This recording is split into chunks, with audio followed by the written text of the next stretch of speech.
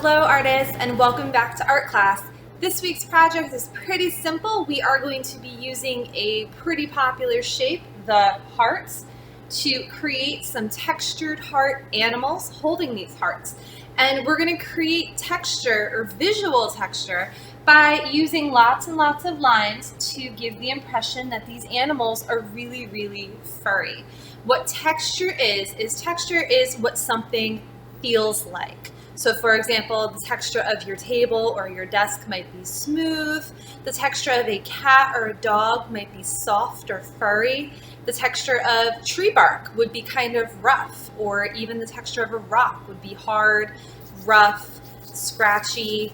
All right, it describes how something feels. And a lot of times in a work of art, we can't necessarily touch the artwork and feel how something feels.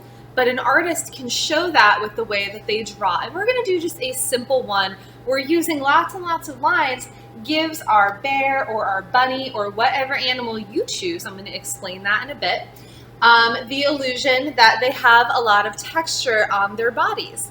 So we are going to create an animal. I will show you the steps. The steps are pretty much all the same. But to choose the animal that you like, you'll simply change the ears to whatever type of animal you want to do. So let's create one of these textured heart animals. To make your textured heart animals, you're going to need a piece of paper to draw on and things to color with. For these two examples I made over here, I just used crayon, but you could use crayon, colored pencil. For this example, I'm actually just going to use markers so you can see what I'm drawing a little better, and it makes it a little bit brighter and bolder. So you could really use whatever you have at home. The basic shape of all of the animals is the same. The only thing that makes it a different type of animal are the ears. So for example, for this little bear that I drew here, his ears are kind of short and round, like you would see on a bear. If I made them a little bigger, I could probably make it look like a mouse. For this bunny, I simply made them a little longer. I made one of them a little floppy. You could do them both floppy and make it look like a puppy, or you can make them pointy and make them look like a cat. It's really up to you. Otherwise, the rest of the drawing is all the same. It's just the ears that are different. So for my example, I'm actually going to make a cat since I already have a bear and a bunny and I like cats. And I'm going to start off by drawing a really big rainbow shape on my paper. I'm not going to go too close to the edge because what I want to do after I draw that rainbow shape is I want to come back out and draw another line that goes all the way around my animal to create a border that I can fill in with hearts like you can see on my bunny here to make my picture look like it's in a heart frame. So I'm going to come in a little bit. I'm going to make sure I leave a pretty good, like maybe an inch size gap on my paper, and I'm going to make a big rainbow arch shape for my animal, for my kitty. And now I'm going to also add in the border before I keep drawing. And what I'm going to do is I'm going to start off on the bottom, and I'm going to come and I'm going to make my way back around the outside of my paper. So watch me do that. I'm going to come down, around, not too close to the edge of the paper because I want to leave room where I can squeeze little hearts in as I go. Just tracing along the edge of my paper and then connect. So I have the shape for my kitty cat here, and now I've created this really cool little border that I can fill in with hearts later.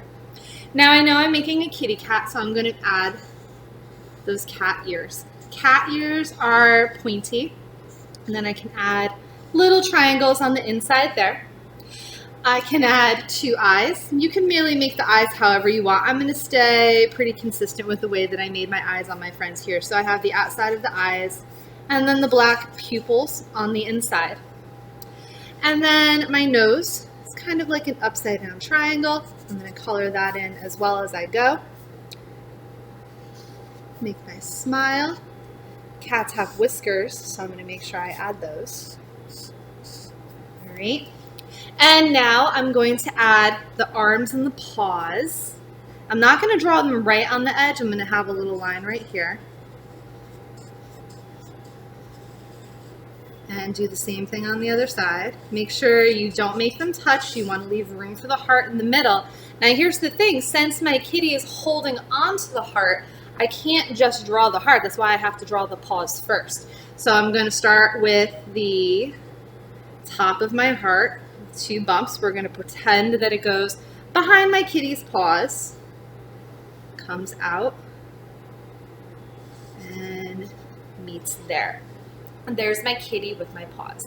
Now I also am going to add all of that texture, and the way that I can do that is with lots and lots of little lines. So I'm going to just start covering my kitty, furriest kitty possible, with lots and lots of texture. When I do the arms, I'm going to change those lines to go sideways to follow the direction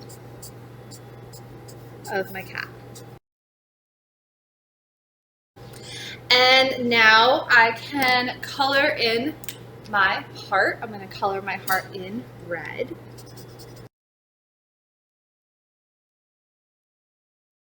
All right. And now, last but not least, I am going to also draw some little hearts that go around my border.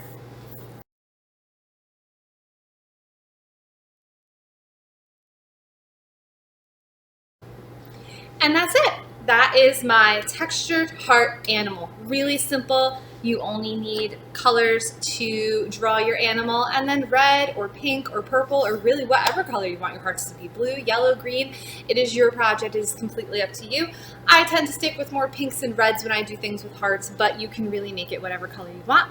And make sure you take a picture of your artwork and send it to me so I can see it. And I can't wait to see your adorable little textured heart animals, and I can't wait to see what animals you choose. What animal are you going to make? I can't wait to find out. And I'll see you guys next time for art class.